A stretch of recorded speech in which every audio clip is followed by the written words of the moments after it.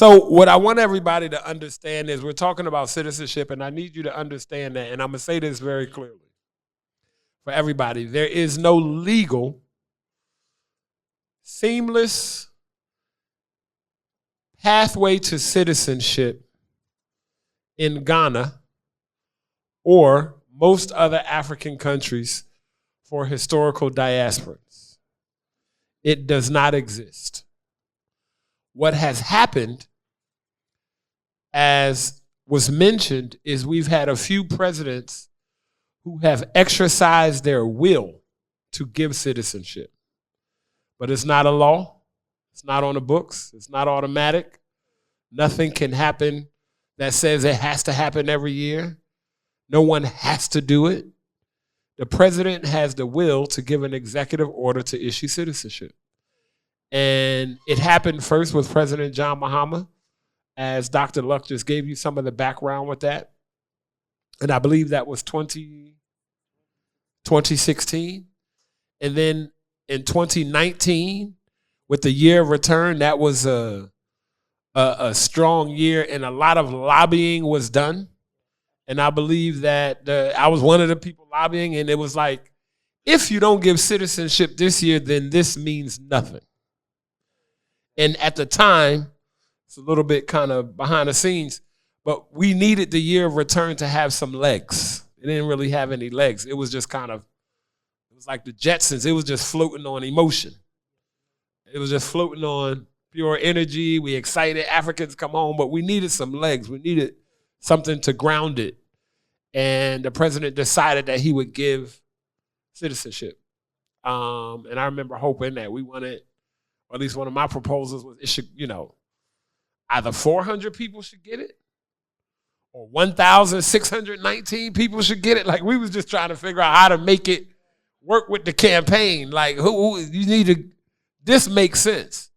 So we want people to understand here that if you have not gotten citizenship, you have not been cheated. And everybody may not agree with that, but from a legal standpoint, you haven't been cheated. It's not promised to you. The way that you can get citizenship right now is through naturalization, which is one of the reasons why we spoke earlier about getting a residency permit, what that process is, having the residency permit, and then later on we'll talk about applying for citizenship as a naturalized citizen, as opposed to the way I'm a citizen. Is everybody on this panel received their citizenship? Oh. You're a citizen, but you didn't get your Ghana card yet. You have your Ghana card. Right. And a passport. Okay. So each person here has received their citizenship by presidential decree, right? So one of the things that we decided to do in the African American Association that Sister Yehudah and Sister Millie, I believe you guys are working with, Nana Akosia, who's not here today, but is our citizenship chair, is to begin, one, educating members of the association, and us maintaining and keeping a list so that if and when the situation comes about again, and it will, that we can say, here are members of the African American Association of Ghana. Here is their, most people don't know this, but I'm an administrative professional by training. I was blessed, Miss Grace Mack, bless her heart. I met her when I was in the high skip program. I was taking college courses in the 11th grade. I got a job in her office, and she did the best thing for me ever. Made me reorganize every single file in the entire office and alphabetize it. And that just put my mind a certain way. The reason why I'm saying that is as we start talking about this list, don't fight the process. So if somebody asks for your passport and a checklist of this, that, and the third, trust me, when you handing things into the Ministry of Foreign Affairs, that organization, and we're going to have two people who handled lists, makes a difference. So what I would love to do is to have Sister Millie talk about your citizenship run. What were some of the challenges? What were some of the solutions that you did to help that first batch or the second batch? I think it was, would it be, because you were 20, You were 2019, so we're going to say that's the second batch. And what were some of the things that you saw? What were some of the things that you did to help manage that process for people to get citizenship? Sister Yehudah, we'll move on to you to do the same, because you were in 2022. You were in, so I was in your class. Yeah, I actually was dropped off the list in 2019. Right, and you got dropped off and then back on. And then back on the list. We got citizenship at the same time. And then Dr. Luck, if you could talk about DAF, because when I had to call Dr. Bennett too to make sure that my name got on the list. So I want you to talk about DAF and DAF's efforts, and then let's have a conversation and questions from everybody around citizenship and let people ask their questions. Thank you, Diallo. It was a very tedious process. Literally, we had people on the ground before I even came to Ghana that had been like Rabbi Kohain and Mama Amakus and different people. Our elders preceded me, that I didn't know any of these people at the time, and they had been consistently at that time, Honorable President Mahama was the president, and they had been lobbying for citizenship, but they weren't getting anywhere. So literally, the organization that I was working with at that time, we literally knocked on the door of the Diaspora Affairs Office of the President, just two of us. And we walked in there. He never heard of us, never seen us. And we said, we are the diaspora, and we developed from the abroad. And we developed a relationship with the Diaspora Office of Affairs, and they invited us to a launch of the Diaspora magazine. Sitting at the launch in the Diaspora magazine at the Flagstaff House, they were not talking about us. Not at all. I was like, they're not talking about us. They were talking about the diaspora Ghanaians that had left and went abroad, that had studied abroad, but they were not talking about African Americans or UK or Africa. Can I insert something right here? Yes. Where I'm from, with my ignorant family, there's two types of Africans. It's the boat African, that's us. We went over on the boat. And it's the plain African who bought a ticket. She's talking about the plain Africans. Okay, go ahead. But we all together, but just so that you don't have that's the street explanation. The official explanation is continental diasporans who were born here and historical diasporans, which are us. Just to take it from the hood. Yeah, we translate it all the way around. Okay, go ahead. They were not talking about Black people that had been shipped over on the boat during the Atlantic slave trade. Okay, that's who, they were not talking about us. They wanted to bring Ghanaians back home with their experiences and different things. And so we were just kind of sitting there feeling like little lost sheep, like, what are we doing here? So we didn't let that deter us. We pursued, and we'd start developing a list. We developed a list, and we were calling, and we put out the call that we're gonna lobby for citizenship, and if you're interested, contact us. We ended up with 252 that got approved. Only 126 received the Ghanaianship in 2019, and that was hurtful because what the government did, they separated us, and they actually separated husbands and wives. They actually, like, the husband got the citizenship, but the wife didn't get it. Or the mother got the relationship, but the children didn't get it. And we couldn't understand what was going on. And these were meetings going on with the diaspora office, with the deputy director and the director, Honorable Bobbio, wanting to know, why did they split the list in half? Why did they separate families? We actually met at the Flagstaff House, a whole round table, about 20 of the diaspora, because people like you, they were on the list, didn't get citizenship, and they were like, what happened, and did they pick and choose, or why did they do this and that? And mind you, we were volunteers. We did this for free. We were working from our heart. I was up till midnight, 1 and 2 o'clock. I even had typhoid and didn't know it, and had my laptop at the hospital. I mean, we were serious because we were happy to be home. And you can't do anything if you're in a country and you don't have any rights. You don't have citizenship. We were just there. And so we persevered, and we accepted that they split the list in half. What else could we do? So I want you to take a step back for a minute, because you said we lobbied, and I know it couldn't have been that simple. No. Like, okay, we got together, we went to the office, and we started lobbying.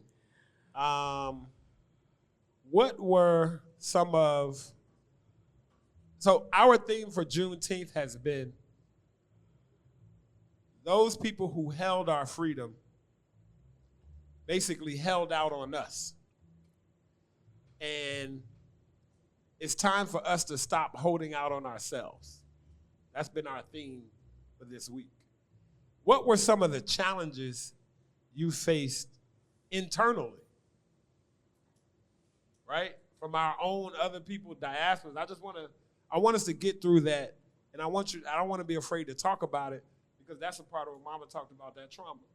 What were some of the challenges you faced with different diaspora groups and this and that and that?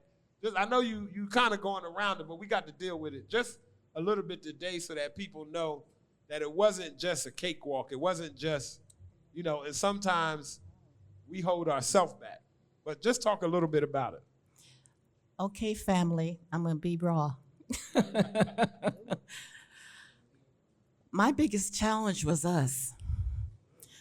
Seriously, my biggest challenge, we were accused of charging money, and we didn't charge not 1 penny, not $1, not 1 peso. When the list got split, they accused myself and the Ministry of the Future founder of picking who we wanted to be citizens. And he was invited to join us here today. He was. He was invited. Okay. He declined. He doesn't play well with everybody.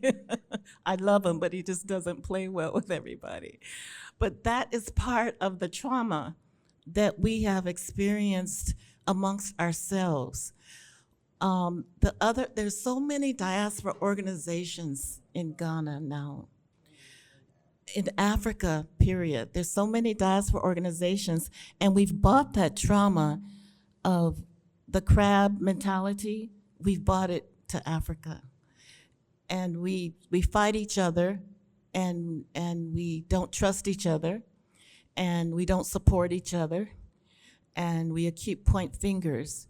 But we look beyond that because we realized that this is part of the trauma that we brought with us. We came home to the motherland because we felt like we finally have a place to call home.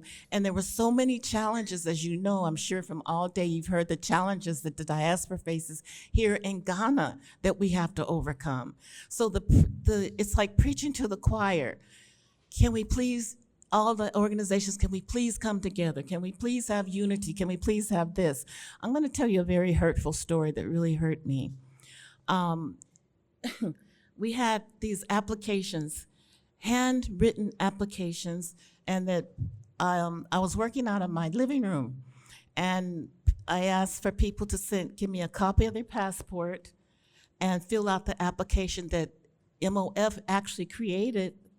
The application, it wasn't a government application. It was something that we sat together and brainstormed and said, okay, what information does the Ghana government want to know about us to give us citizenship? We printed that out on my little tiny HP computer. I'm telling you, wasn't that easy. And burning until it would heat up and it wouldn't print anymore. We compiled a list, which was difficult. I admire you. We compiled a list. It wasn't easy. And applications kept coming in. And mind you, it's like 3 people doing this. And telephone calls, the expenses, nobody, not getting money from anywhere. We're doing this out of pocket. And Another organization, I won't mention their name, it was a diaspora organization, literally challenged us. We carried all those applications in a big box down to the Diaspora Office of Affairs, and we gave it to their administrator at that time, who was Yao. And we said, and they were like, what are we supposed to do with this? It's like, you save all your money, for all your receipts and stuff for taxes, and you take it to your tax man, and you just dump it in his lap. That's the look that we got. And what do we do with this? And he said, well, you wanted to see what we had, but we had compiled a list that was very accurate with all the information, but we also bought the applications with signatures. Everyone had to sign their name to say, yes, I want Ghana citizenship. We want to bypass having to live in Ghana 10 years, there were so many things. You have to speak 2 of the languages. There were so many hurdles that were already that are on the current law. They're on the current law. That says in order to become a citizen, Yes. 2 languages, 10 years. Yes, there's all these things. So we asked for citizenship on the basis that Ghana had so many slave ports in Ghana, and that the amount of revenue that comes in from the diaspora, just in 2023, $60 billion. I kid you not, $60 billion throughout Africa came from the diaspora, from other countries. About, if I'm not mistaken, 5 billion to 6 billion, and maybe more, came to Ghana from the diaspora, from us. So this was our foothold. Number one, we're home. We're part of you. You should give us citizenship. Number two, look at the money that we're bringing to this country. So that was what we lobbied for. The other organization challenged us, and when they didn't know what to do with this box of applications, they returned them to us. That organization put on the platform that those applications had been rejected. They were not rejected. They just gave them back to us and kept the list. So this is just one example of the diaspora fighting. Hold on, it wasn't AAAG, was it? No. Okay, just check. I don't really care, but let's find out. I just want to make sure. Okay. The organization doesn't exist anymore. No problem. Okay. Look, let's put it out there. If so, as the current president, I can apologize on behalf of the organization, and we can move forward to heal the trauma. If it was us, I could be like, damn, my bad. It's okay. Okay, but it wasn't us. It wasn't you. Let's go. It wasn't you. Thank you. So they challenged us, and they put out on social media that MOF's applications have been rejected. I remember all this. So they created their own applications, which caused a lot of confusion. I said I was going to be wrong. No, so you had duplication, and it looked bad to the Ghana government. Like what? Y'all want to sit? Just the confusion y'all bringing it. Exactly. We already got enough confusion with the moto riders riding in between traffic, and y'all want to bring this. Exactly. Exactly. The thing I just want to add, though, Yes. is just so we understand, you weren't here earlier. Yes, we came from America with trauma, but we met trauma here. It's true. So you bumped into the trauma that was left here during the slave trade Holocaust. So that's one thing that happens, and colonialization was not the worst trauma. The worst trauma is I sent my child out to get flowers, and they never came back, and I'm still looking for them. 30 years later, I still want to know what happened. Did a bear eat them? Did a lion eat them? So that's a trauma that we met here, and then the way in which we were separated during the 1844 Berlin Conference. We've separated ourselves by tribe, by land mass, and all that. So the not easy part is that, as you say, there's already confusion here. Now you're going to bring your mess. You're going to bring more mess, and we're saying no. We're not taking that mess. One of the things we were able to do as staff is to establish diasporan offices in 41 countries in the Ministry of Foreign Affairs. So we've been sensitizing the countries to be sensitized to understand. first of all, their own diasporans, the continental diasporans, and then the benefit that the historical diasporans can bring. But it's a work, and it's a work that's going to take time, and it's a work that's going to take a lot of compassion and a lot of understanding. And one of the things you all did that was so wonderful is, remember, President Nkrumah invited African Americans here. So some that got citizenship from your first list, and the first list and your second list, were here for 30 years and 35 years without anything. You know, they got here and they never left because they couldn't leave and get back. So a lot of that people who deserved it were here for 30 and 40 years, like an amicus, like Rabbi Kohain. Like the oldest citizen was Mr. Rufus, who we were able to get his citizenship. And the next day he left us because he had waited. I think Mr. Rufus was here 60 years and got it. So yeah, a lot of people came and they contributed to the country and felt connected to the country, but nobody ever thought that they should have citizenship, and nobody advocated for that for like 40 years until this whole activity. Thank you for that. I'm going to get to why I think it's important for them to share this. This is not about, we're not telling on nobody. This is not about just talking bad. This is not negativity. This is us being able to deal directly with something.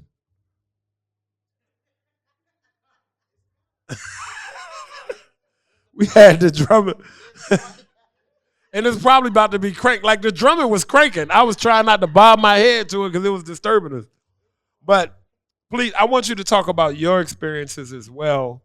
And I'll tell you at the end, we'll talk about why those are important for us to talk about, deal with, and acknowledge, because moving forward, we're not going to be able to even help streamline this process if we don't figure out a way to work together and not repeat some of the things that's happened in the past. And these are people, nobody's here is getting paid. Nobody has a reason to lie. Nobody has a reason, but they've offered to come and share their experiences for us to hear about what has happened. Sis. In Ghana, I lived in Ghana since 87, on and off, more on than off. And so I was very involved in the entire community and everything that was going on in the community. So my name got on the list. I knew about the 38 that got their citizenship in 2016. A lot of people I know got the citizenship. I was in the US at the time. My name got on the list via Imacus. I filled out the application, and my name was on the list for 2019. There were 200, the government promised 250 citizenships for the year of return. We ended up getting 126 out of the 250. And so half the list, they chopped. Now, I was dropped off the list, but I rationalized this way. Mama Brown and Mr. Brown, who were elders in Elmina, were split. They were gonna give it to Mr. Brown, but not to his wife, Mama Brown.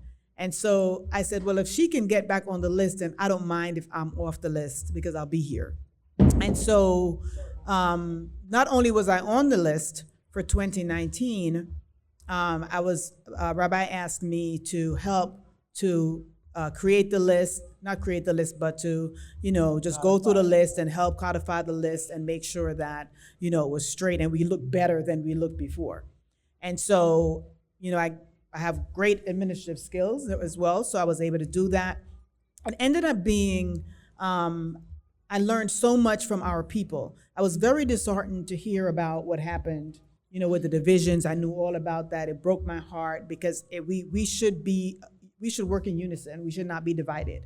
And so I was happy to be on the list and be working on the list, if for nothing else but to be able to maybe bridge some of those gaps and that's how I started talking to Millie. And we met today for the first time, but we've talked on the phone about the list. So anyway, I started working on the list. There were a lot of duplications. Some people were on 3 times. So had to go through the list, call people to make sure that these 3 people, are you the same? Yes. Scrub the list. And some people had died. We had to make sure we took them off the list. So it was a lot of computer work, spreadsheets, going back and forth. And so talking to a lot of people from different places in an attempt to unify the list and to make one list. And so after doing that, we had to also deal with the government requirements. So some of the initial requirements, the 2 languages and all of that, were thrown out the door. However, we needed to have a police report. And initially the government said that we could bring our police report from the US, go to our local police department and get a reporting that we were good citizens. They call it a good citizen letter. I actually went and got mine in Mount Vernon, New York, and brought it back. Lo and behold, then the government said no. And some people had also submitted them. So the government said, oh no, now we want you to go and do it in Ghana. So we had to call everybody and ask everybody to go to Ridge, to the main CID, and explain to them what they were gonna go through, how much it would cost for them to get a police report. So they, I forgot about the police reports that they were asking for. They originally asked everyone for police report, and then they turned around and couples start going to CID to get their police reports, and they were charging like over 1,000 CDs, 1,500 CDs. And so then the diaspora office said, forget it. And they, for our people, they just did their own investigations, and they waived the police reports. in the end, but in the beginning, we had to have that report. So a lot of people paid that money. And 1,500 CDs wasn't at 15 to 1. This was probably somewhere between 5 and 7 to 1. About 5 to 1, which means that's a different US dollar amount than 15 to 1. So not only did we have to contend with the disunity of our own people and people questioning and not, just not trusting because of prior experience, we also had to deal with the changes from the government in terms of what we required, what people had to do. And so what I loved most about that, even though it was very challenging, was that I got to talk to a lot of people. When I meet people, I go, oh, I remember you. I spoke with you about the list. So my job was to make sure that all the information that I had got to every single person on the list. Every person who called, even if they weren't on the list, and I suspected they were on the list before, I created a second list of people who should have been on the list, but they weren't, and they might get on the list. And so just trying to find a way to make sure that we were all inclusive and everybody felt like they had a chance and they could get their citizenship. And so we got through the police reports, and then we had to wait. The government, oh, we'll do it next month. Oh, then the government is out of the country. Oh, it'll be next year. Oh, by the end of next month. Oh, no, the next month. And so we were jumping through hoops trying to figure out, and people are calling. I need to travel. I need to go to my children's graduation. What do I do? Myself, many times I was in the States, I was always checking back. Do you think it's gonna be next week? Because if I have to change my ticket, then I'll change my ticket just so I don't miss that date to come back and do the next stage, which the biometrics.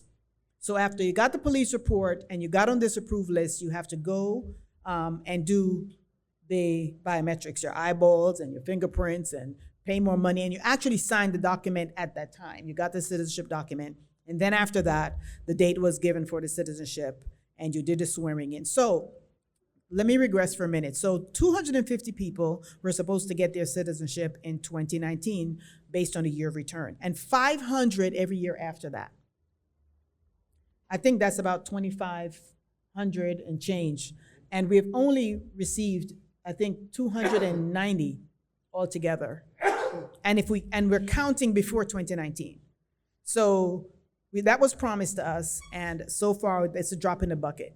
We have received 252, plus I'm counting the 38, and then Rita Marley, right? And then so that is I didn't add Stevie. Let's add Stevie. So 300. Add Mother Fletcher.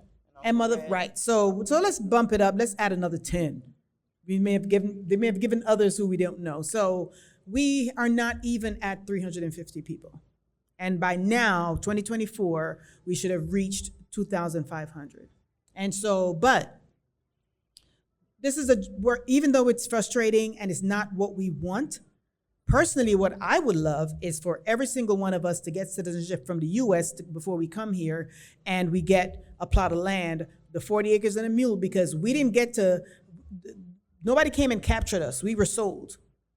And so reparation, which I know is going to be another conversation, is a conversation we need to have, with our African family. Like, you sold us, and you made money off of us when you sold us. And so we know that we don't have it right now, but I think it's something that we should be working towards. This is my opinion only. And so I'll stop there. Thank you. What I want to do now is, I'm going to come back to you, Mama Luck, but I want you to kind of close it out. Let me try to close it out before we go to, let me place a call to Rabbi and to see if we can get Rabbi on the line with this new technology. To copy a tone, press any 2 keys. The price of the current caller tunes ring is 50 pesos for 30 days. Texting them all day.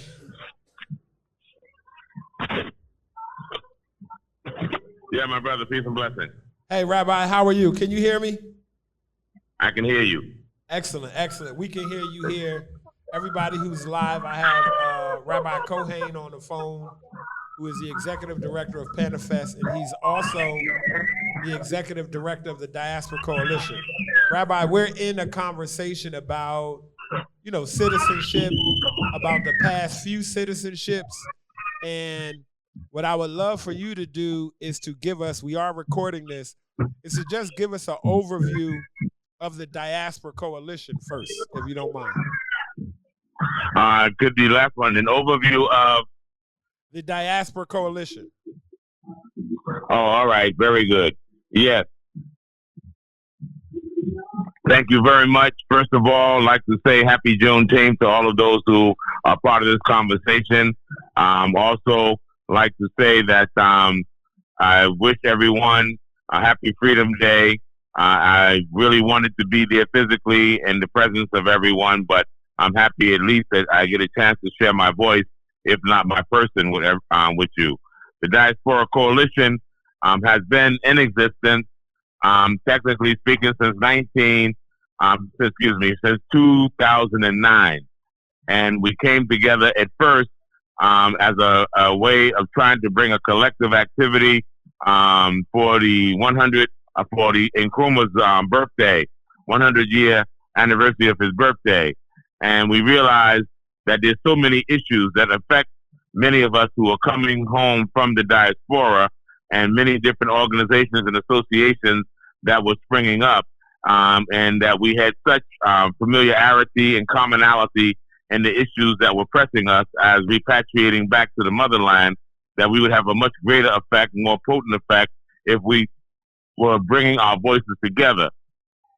And we thought that it would be an easier process to do that if we were not in competition with one another, by competing as organizations and associations for each other's membership, by trying to prove that one is better than the other, but that our format should be as a coalition, so that we don't disturb, interfere, or overlap into anybody's work, but we are create a platform and a forum for us to cooperate together on issues, synchronize those issues, and to come to consensus on how we should address them and how we should have a voice. So that was the impetus of how we would come together as a coalition. So at the time, the founding organizations at that time were, of course, AAAG was one of the founding organizations. We had the Caribbean Association as one of the founding organizations. We had DAF, the Diaspora African Forum, which is our first diplomatic mission that we've ever had before on the African continent, where we had an ambassador that had full ambassadorial credentials on the African continent. And we also had our central region, African Ascendants Association, that was represented. And we had the Rastafarian Council that was represented. And we had the African Hebrew Israelite community here from Dimona that was represented. And we had the Rita Marley Foundation. Of course, in those days, Rita Marley was physically present here with us in Ghana. And we had the UNIA, a representative of the Honorable Marcus Mosiah Garvey's Africa representative that was here and very active in our community at that time. So these were some of the major organizations that were part of the actual foundation of the coalition. And besides the besides the multiple issues that came up around our residencies and around our adjusting into being into Ghana and Africa in general, citizenship was the top priority on our list that all of us were trying to pursue. And since many of us have been a part of individual pursuits and initiatives and engaging the government on citizenship for our members of our associations and organizations, we decided at that time that we would lift up our voice and come up with a strategy that would be much more effective in engaging government to listen to our plea that those of us who are living here made a commitment should be allowed to have our citizenship without denouncing the citizenship from the land that we come from. And so that began our pursuit of citizenship with government. And I say with governments because, of course, we had this thing started as far back as with former President Flight Lieutenant Jerry John Rollins. It came into the Kuffour administration when Jacob Lumpy launched the Joseph Project, and we felt that with the Joseph Project, if we're being invited back home and we're being considered, with the biblical narrative of Joseph returning back to his father's house, then we should be given citizenship to go along with that. And then we negotiated on that, and we didn't come up with citizenship, but we did come up with what they call trying to get a special passport. They call it the Sankofa passport. That if you got a visa coming into Ghana one time and you were a member of the Diaspora, you would have your passport stamped with a Sankofa passport visa stamp, and you wouldn't have to ever get a visa again. But that fell through. That was just a proposal. I must say that in the 90s, when we started this initiative, that the Constitution of 1992 of the Fourth Republic did not have any provisions in there for dual citizenship. So it was constitutionally impossible for us to actually get dual citizenship because the Constitution would not allow it. And then we advocated for revision and amendment of the Constitution. So we got that around 1999. That was also on the back of Ghana adopting Emancipation Day as an official annual celebration in 1998. And again, we said, we've had PANAFEST since 1992. Now we got Emancipation Day. We're inviting the Diaspora to come back home, but there's no facilities to receive them. We need dual citizenship. So after the 1998 advocacy, they came up with the right of abode. And the right of abode was a combination of us asking for the declaration of the moral right of every African outside of Africa that has the moral right to return back home to Africa. So we asked them to make that declaration the right of return. And then after making the declaration of the right of return, we felt that every African state needs to develop a policy of what it takes logistically to return to receive our citizenship. And what came out of that was a right of abode, which we had never really heard of. And that right of abode actually also was elusive because it mandated that you had to live in the country for 7 years, and then you had to pay an enormous amount of money in order to access it. So that didn't do anything for those of us who were here for 3 years, 4 years, 5 years, 6 years. And for those of us who were living in the Ghanaian economy, we felt that that was not the way you invite family home. That's all right for any strangers and any real foreigners, but not all right for us. But anyway, that did successfully get the Constitution amended so that there could be dual citizenship. But that favor went to Ghanaians who can prove they had either born in Ghana and left Ghana for greener pastures and had lost their citizenship and now wanted to reacquire it and didn't want to give up the citizenship that they had acquired in foreign lands, or that you can prove that your parents or grandparents can have it. So, of course, we saw that we were excluded, those of us who were part of HUG, historically unique group, and those who were part of the historical diaspora. So we continued that advocacy.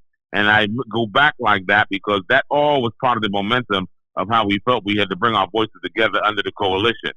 So with the coalition, again, PANAFEST Foundation became a part of that membership and was one of the founding members. I didn't mention that, even though we are the foundation that puts on the festival every 2 years. Since this new effort that came about after Nkrumah started in the Fourth Republic in 1992, the creation of PANAFEST as a festival was partly due to trying to attract diasporans back home. So we felt that if PANAFEST was about reuniting the African family and inviting Africans from the diaspora back home, then we should have our citizenship. So I bring us back to 1992 to say again, this was the beginning of the new, current, contemporary advocacy for citizenship. But we have been put off, promised, put off. Even President Rollins visited the United States in 1996. And in a public forum, he actually announced that Ghana is going to have dual citizenship for African Americans and African Caribbeans and Africans in the diaspora. But unfortunately, he didn't get the parliamentary support because when the bill went to Parliament, it failed by about 2 or 3 votes. So that threw us back again. So here we are back at the foundation of the coalition around 2009, as I said. And at that time, that formulation, we all agreed that was going to be our major advocacy is for dual citizenship because that would open up the doors to us for land acquisition, open up the doors to us the privilege that any citizen in Ghana can have that we were being discriminated against because we did not have citizenship. That would be different from the right of abode, which did not give you all the full complement of full citizenship. That would be different from permanent residency, which also did not give you the full complement, of citizenship. So in that respect, that became our major focus. But because we were together now as a coalition, and because we were communicating with each other and now sharing ideas, we also were sharing challenges. So we got to end up actually having to deal with emergencies that came up in our community. Rabbi, things that we found ourselves. Yeah. If you don't mind, I'm sorry. Let me ask you a question. I think what you just provided, that historical backdrop that you just provided, has been excellent. It has been great, and I think filled in some of the gaps from our discussion that we've had here leading up to those efforts in 2016, 2019, and 2022, and is in direct alignment with the theme that this whole citizenship process has been a continuum, right? Even in an earlier conversation with Honorable Kojo Yanka and Auntie AC, we took it all the way back to Sierra Leone and all the way back to Liberia, and the founding of those independent countries of freed enslaved Africans, in order to connect it to this idea of a continuum, that all of these things have contributed to where we are today.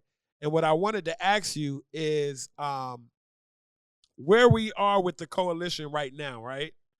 Now, I've been a personal proponent of also economic development, right? Of us documenting our economic impact, of us documenting our remittances. Like, how much money are we sending here? What are we spending here on our businesses? How many people are we putting through school? How many jobs are we creating? And things like that, in order to add leverage as we begin to push for this pathway to citizenship. And what I would like to hear from you is, with the Homeland Return Act or bill on the rise that we've heard about but we haven't seen, and the Diaspora Coalition right now, everybody here talked about that. Sometimes the most difficult part when we're trying to fight for us is us. We stand in our own way. What is it? Where is the Diaspora Coalition?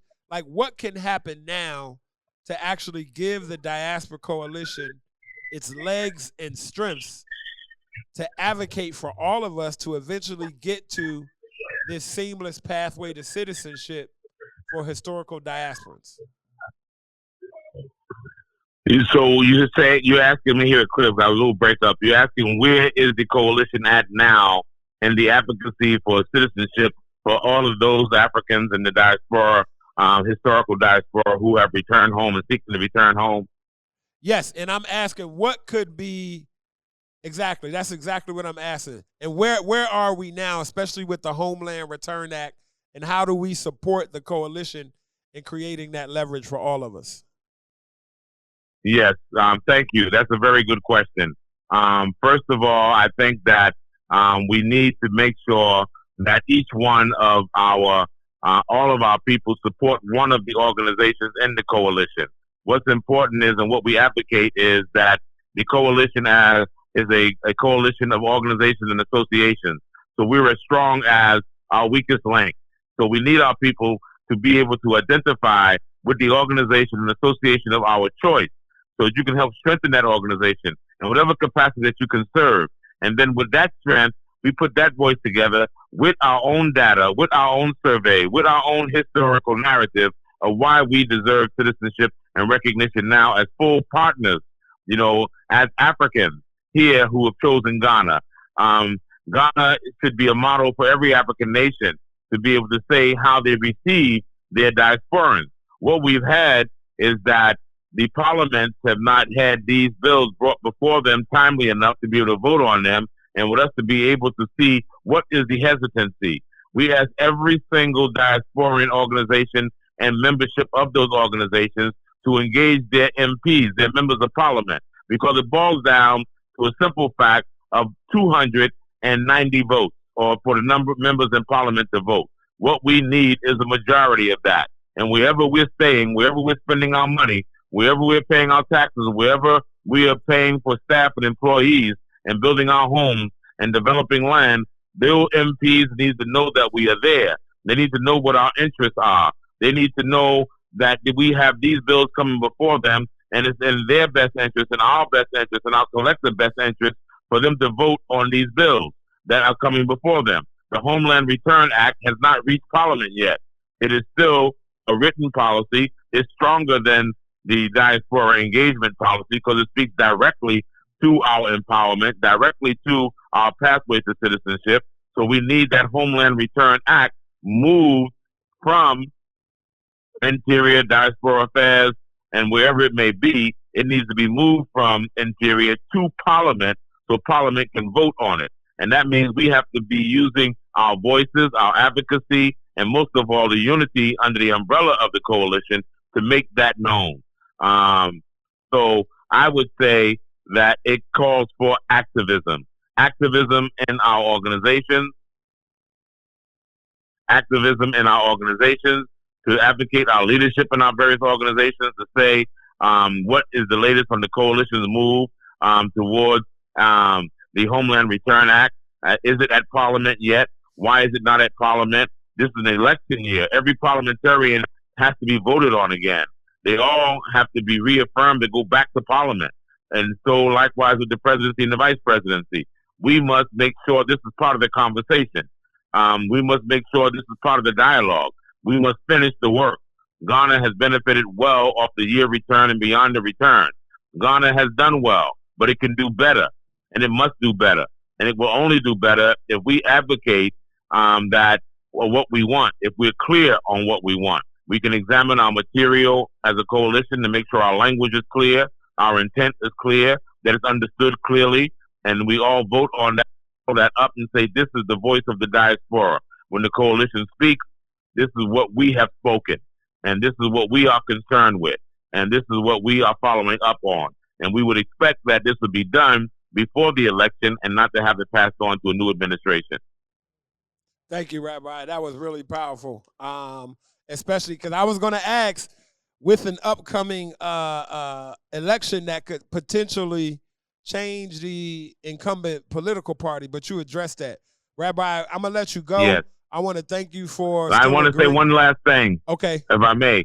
I want to put everybody on alert. The coalition, at our last coalition meeting, we have agreed that we're going to hold a symposium or a session somewhere around September before the election, where we're asking the presidential candidates to come before the coalition body in Accra at the Du Bois Center to answer some of these questions and show us where they stand in their manifestos as well as personally. So we can look out for that date. We've already done the contact and the groundwork. They have agreed, for the most part, to meet with us. So this is on a presidential level. So this is something that's been working behind the scenes. But since the topic is on the subject matter for this workshop is on that, I will announce it that this is already in the work. We should be prepared that around September, the latest October, we're going to meet with the candidates. They're going to get it from us. We can hear from them, and we want this on the agenda. Thank you, Rabbi. Thank you for that update. That's exactly what we wanted to hear. And we will continue. Thank you also. Thank you for organizing this. Happy Juneteenth. And long live Mother Africa and all of its components in all 6 regions. Thank you, Rabbi. You're welcome. You're more than welcome to stay on the line and continue. We're almost finished. I'm going to pass the mic All right. to Dr. Toni Luck. So with the Diaspora Coalition, Dr. Luck, and with us having the only mission for the 6th region, and for those of you who are here, the 6th region was decided by the African Union as the region of Africans outside of Africa, right? Those of us historical diasporans who might be displaced or around the world without necessarily state or country representation is the 6th region, and the Diaspora African Forum has been determined to be that mission here in Accra, Ghana. So I would love Dr. Toni Luck to talk about DAF, its mission, how DAF is a part of the Diaspora Coalition, and from the African Union level, not only what's happening in Ghana, but what's happening all over Africa with regards to, I know there was a UN declaration to have diaspora affairs offices in every African country. So please give us an update from DAF on what's happening continent-wide. And if you have any information you can share also about the Continental Free Trade Agreement, that would be useful as well. Good evening, Rabbi. How are you? We miss you. I don't know if you can hear me. Let me say one thing about vision. In 2015, when Nkosazana Zuma was the chair of the African Union, she envisioned something called Agenda 2063, and that was in 2015. And in that document, I recommend that document to everyone, Agenda 2063. In that document, an interesting line is there that they are envisioning that every country in Africa would offer dual citizenship by 2025. That was in 2015. Now, that's amazing that that was on the mind of the leadership of the African Union, that in all the 55 countries, there would be an opportunity for dual citizenship. So that's the first thing. And the second thing that's so important, we keep using words that I want us to be careful about because, words are powerful. What do we deserve? The 40 acres and the mule have nothing to do with Africa. That was an American promise. And for us to try to translate that to Africa is actually unfair because they don't even understand what happened to us in America, just like we didn't understand what was happening on the continent from 1844. So some of these expectations, and I always say we should move from the word expectations to the word expectancy. It takes the weight off. It still makes us responsible, but not to the fact that you owe me. Yes, we were sold. Yes, many people, we were sold. Some people were captured also. But at some point, we're going to have to level this playing field, or else we're not going to ever get over where we are. We're going to continue to have this trauma because the brain is stupid. It doesn't know time. So every time you tell it your trauma, it thinks that you're still in the trauma. So we have to start writing a new, I heard someone earlier say, we have to start writing a new narrative, a new story, a new programming. We have to reprogram ourselves. And we have to program ourselves to say, what do we want? What is it that we really want? What is our intention? What is our intention? And that's the question we ask ourselves at the DAF all the time. What is our intention? What are we doing here? And why are we doing it? And what do we want to offer 210 million people who don't have a land, language, and culture because they're stuck in America, they're stuck in the Caribbean, they're stuck in South America, some are even stuck in Russia. What do we want to say about their ability to connect to home? That's a very important question, Mr. Chairman, that we need to ask, and we're not asking that question. Because when you are in an entitlement mentality, it cuts off your brain cells for creativity. Because you owe me. You owe me. It's mine.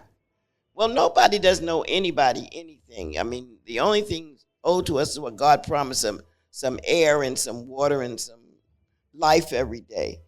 But we have to shift our understanding. And I don't have all the answers. And I definitely don't have the answer now because it's past my bedtime. I get up at 2 a.m. and I am 74. I be trying to think my body is 74. My mind is 25, but the body is saying, you tired, girl, go home and sleep. You know, I need a young husband. I'm going to work on that. But that'll give me some extra energy. That'll give me some extra energy. Huh?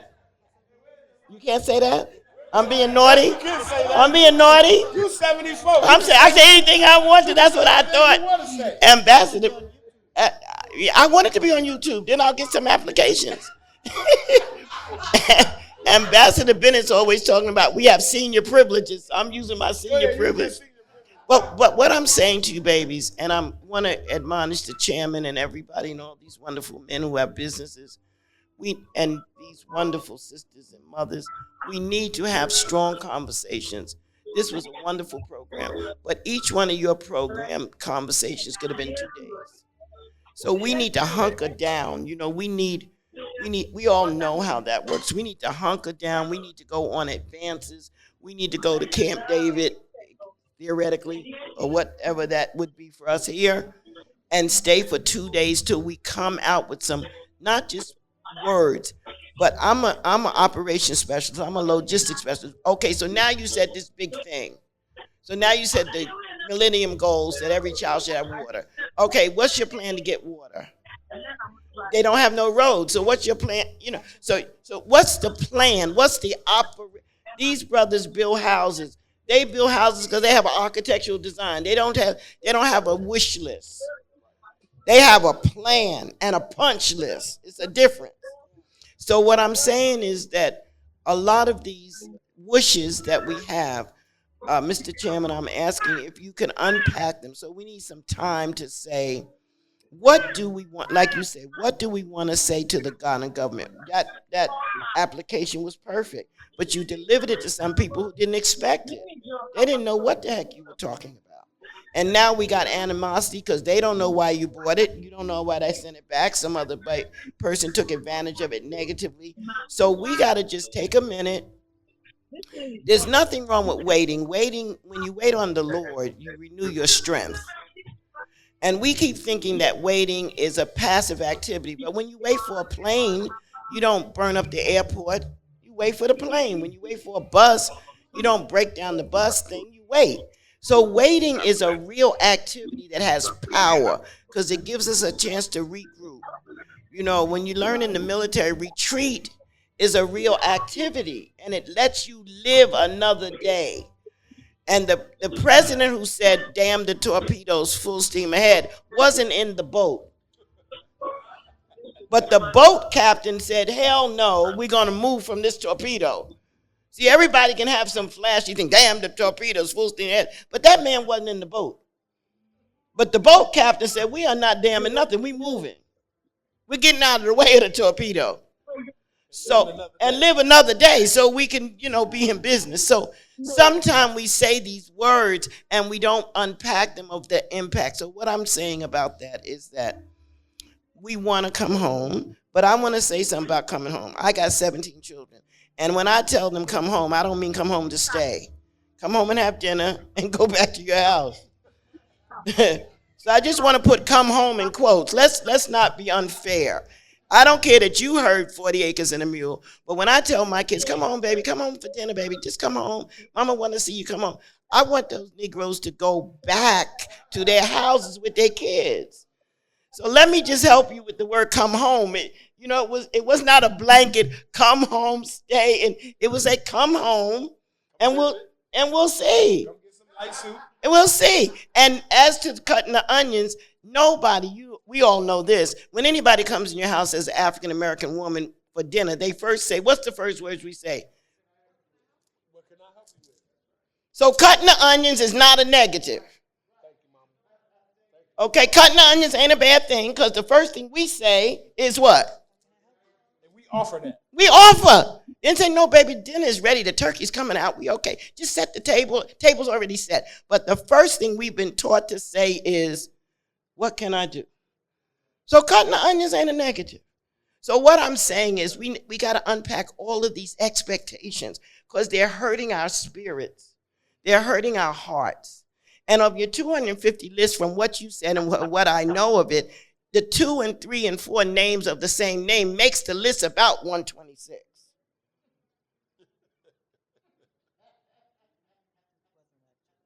But no, but I mean, well, maybe it made it 150, but when you say, you understand, but it wasn't 250 that somebody rejected.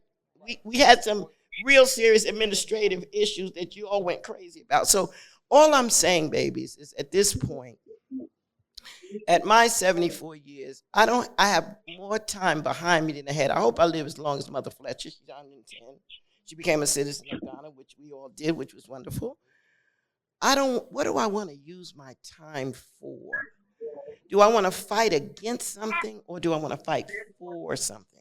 Do I want to use language that will give life, or do I want to keep biatching and moaning about who didn't do? You know what I'm saying? So what is it that we want? We want to create a pathway and a conversation that allows for all people who want to come home, which is what Nkrumah's first conversation was, can come home and stay. So it's not just come home, but when you come, what are you bringing? You talking about you want 40 acres and a mule to people who now have 15-1. No, bring your mule and your hands, but you want to come here and ask for 40 acres and a mule. Are you kidding me? The people who live here don't have 40 acres and a mule. So what we need to be coming saying is, I can bring some. That's why on the 6th region flag, there's a big burst of light and a star that says we're bringing energy. We're bringing our time, talent. And these guys brought their time, talent, and treasure. They didn't come here saying, where's my 40 acres and a mule? They say, point me to somebody who can sell me something or lease me something, and I'm going to go to work. We got to come with that intention. And my last conversation, no disrespect to anyone, but some of the most powerful Africans on the planet were raised in the United States of America. Because we survived those white people. We survived. That's a whole nother survival. And for whatever their reason, they taught us some things that we know. So we know them.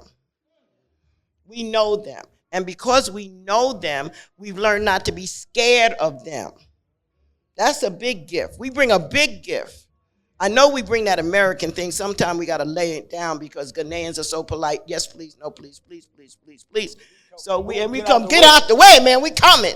So we got some kind of balance so we don't scare our family to death. You know, we scared them to death. They too scared. We just scared. They're like this. We done scared them to death. And if they're a big man like this, okay. So we gotta, but that energy that we bring that lets us know we're not scared of you, we gotta have some way of tempering that, because that Africa needs us. You know, Africa needs us. So we don't need to be coming here asking for 40 acres and a mule. We need to say, I'm bringing my mule.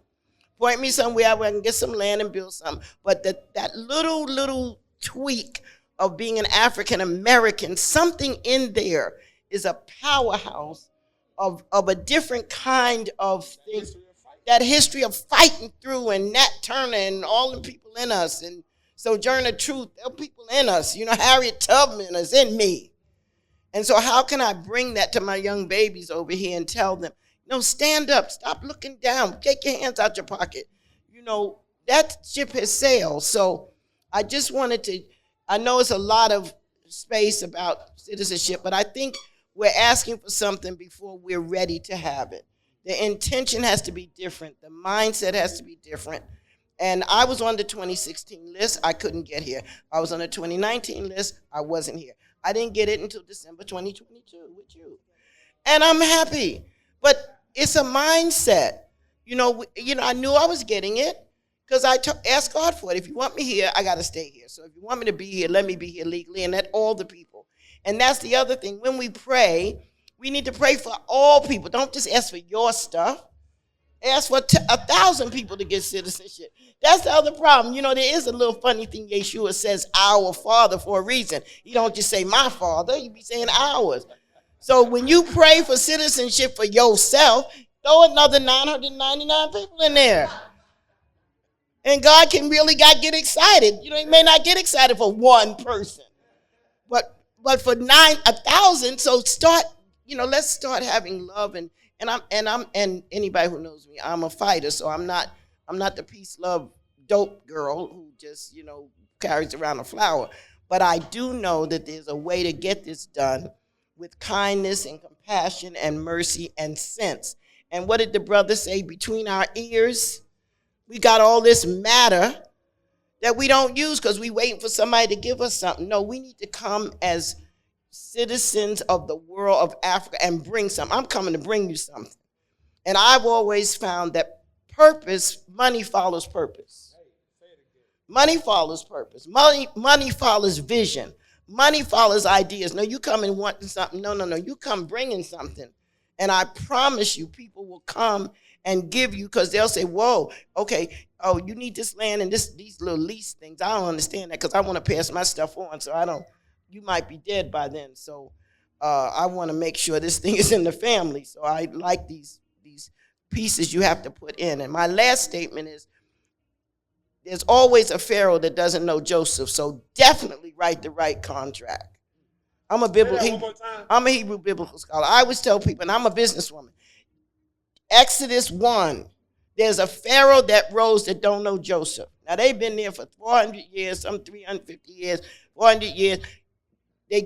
Pharaoh gave him Goshen, the best part of the land, but there rose a Pharaoh who did not know Joseph. That's why you got to get your contracts right. Because somebody's coming in 50 years who don't know who you are and don't care. So if you do not write the documents today the way you want them to be in 100 years or 200 years, you in for a problem. Things don't end badly, they start badly. So anyway, this is my best I can do with my sleepy self. So may God bless you and keep you.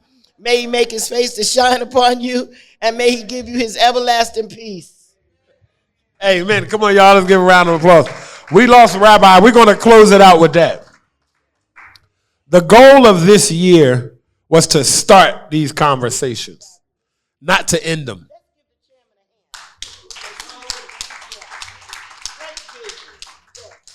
What was to start it? And Juneteenth is a good time to do it. Everything in Ghana can't happen in December. It can't happen in December, so it's up to us. Rabbi mentioned that this diaspora coalition thing is going to happen.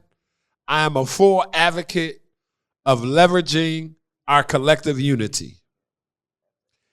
And many of us need to make sure that we're there or we support it.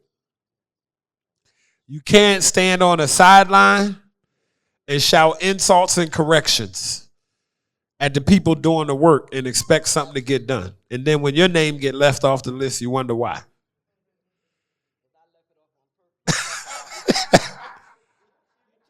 We got two sisters here who just exemplified what it took and what it takes.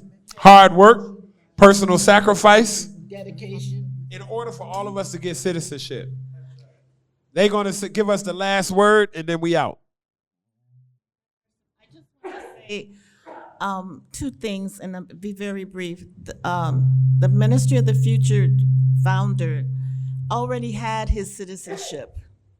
He had it for years, but he felt like he was close to the president, President Muhammad. So it just so happened that he kind of snuck in there and got it done. And he wasn't literally ignoring all the history that Rabbi Kohain said. It was honorable, I like to say, till the ground. And prepared the ground, and then he saw the opportunity and he moved. So he had his, but he saw, okay, we all need it. My other point is, my favorite saying is that the year of return invited us to dinner, but the food wasn't ready. I liked your analogy. They invited us to dinner, but the food wasn't ready. So I come, what can I do to help? So I loved her analogy because that's what I'm saying. And I'd like to say this too. I did text Honorable Abode and ask him what was the update on the citizenship, and he was traveling in UK, and he did reply to me, and he said, Ambassador, I'll get back to you when I get back from the UK, because it's the Homeland Act that I wanted to know. That's supposed to be put in the Constitution, that we don't have to go through all these hoops and jumps. Yeah, but he said he would. Yeah, he did reply. So he We need that update. yeah. And thank So you. he said he would give you the update when he returned from the UK. So thank you. Everybody, please, we're not going to do. Okay, I'm sorry. Go ahead. Just a quick announcement. So there's an ongoing list. I come to find out that there's an ongoing list. And so even though I already have my citizenship, we're still making sure that we're advocating for everybody else behind us and doing whatever we need to do. So at some point, Millie was a point person, I was a point person. Now, the person that you should send your information to is the secretary of the coalition, our sister Brenda Powell. If you need her information, I'll give it to you, because what has been happening, people have been sending me names, and then I have to, so I forwarded all of them to her.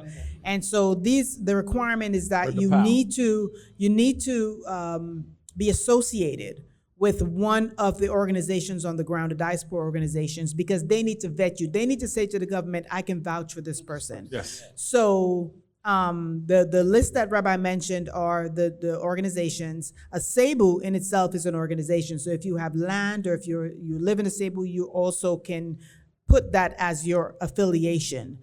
So you send that information, your name as it appears on your passport, your email address, your phone number, and your affiliate organization to our sister Brenda Powell, and that list you'll be added, so that when the government asks for the list, there'll be a list already in place, and we don't have to be running around. And that's why AAAG said we're going to start collecting a list. Right, exactly. And I'm so on that we can have a list from the association that goes directly to the coalition, and it's not 7 people in AAAG trying to send names. So Nanakosia is probably going to kick that off immediately after this. We spoke about that. And I'm on that committee as well, Yes. so. During that time when all the confusion was happening, the Diaspora Office of Affairs, every diaspora organization registered with the Diaspora Office. So any organization that you're affiliated with, the Diaspora Office of Affairs should have that organization. And it was when it comes to the coalition. So every diaspora organization that was involved in the 2016 and the 2019 registered with the Diaspora Office of Affairs. Thank you. Everybody, so those of you who stuck with us all day, thank you so much. I want to thank the Aquaba.app team. You guys have stuck with us. Trust me, when y'all see these videos and the edit, see the clarity of the picture, the sound, we've been talking about what can we do for our people coming to help them get a better idea of what's happening here. Something other than, we do Dutchy December well, right? We know what 100-bottle December look like. But at the same time, what we want to make sure is that our people who are coming, who want to put some money on the ground here, who want to do some business here, who want to get into real estate here, and who want to do some other things, repatriate, figure out what it looks like for their family, are connected with the right people and get the right information. So all of these are going to go on YouTube. We're going to share them so that people can see, so that people can watch, people can learn. And again, this was the start of the conversation, not the end of it. Rabbi mentioned, which I didn't even know because I missed the last coalition meeting, but in September is a great follow-up to have that session with the coalition, with the citizenship, and then as you said, even next year, 2025 being the year for that everybody would have dual citizenship. That was the plan. Right, one of the recommendations in 2063 was that by 2025, all African countries have dual citizenship. So it's our job to create that model to make sure that that dual citizenship includes historical diasporans, right? It includes historical diasporans. So that's what we're working on, because trust me, it's a lot of us at home who get that citizenship, gonna come and put a house in the ground, gonna come and take care, gonna come and do their thing. So everybody have a good night. Thank y'all so much for coming as we close out the festival. Peace.